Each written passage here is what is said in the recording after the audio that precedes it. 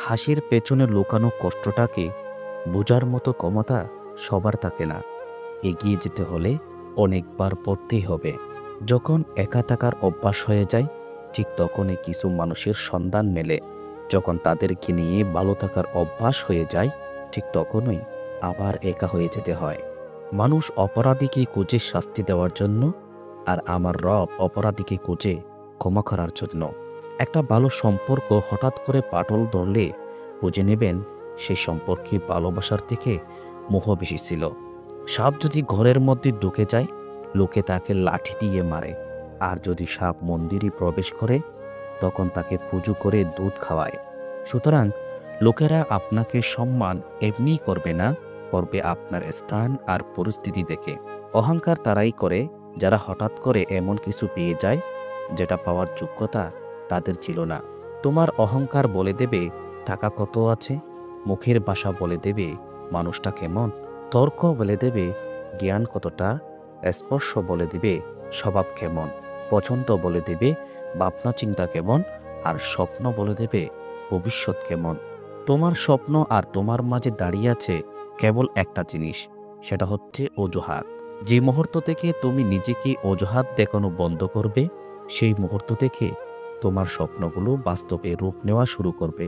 সময় বেশি লাগলেও ধৈর্য সহকারে কাজ করে যাও, সফল তুমি হবেই।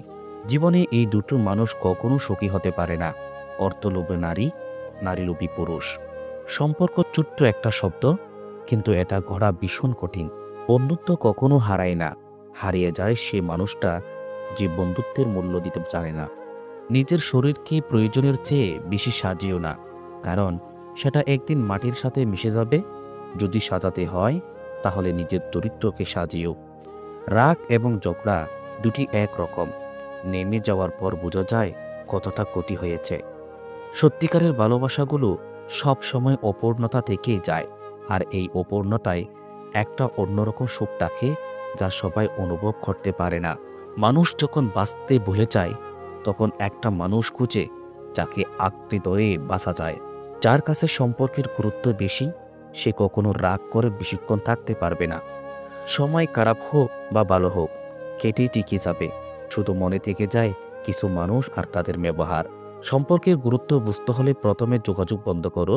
কিছুদিনের মধ্যেই বুঝতে পারবে তুমি তার প্রিয়জন ছিলে নাকি প্রয়োজন ছিলে। যে বদলে যাওয়ার সে ঠিকই বদলে যায়, সময়ের পরিক্রমায় শুধু আক্ষেপ রয়ে যায় হঠাৎ করে মানুষ কিভাবে এতটা বদলে যায়।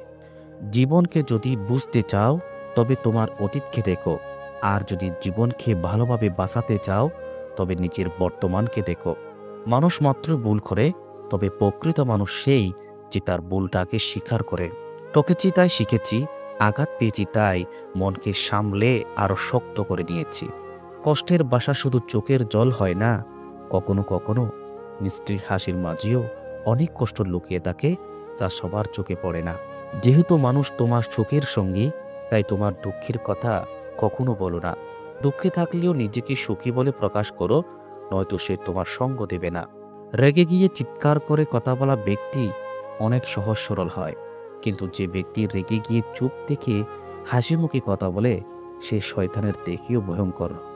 যার জীবনে যত পরিবর্তন, সমস্যা যত আসবে, সে ততই সফল হবে, কারণ সকল সমস্যা তার সাথে একটা করে সুযোগ নিয়ে আসে।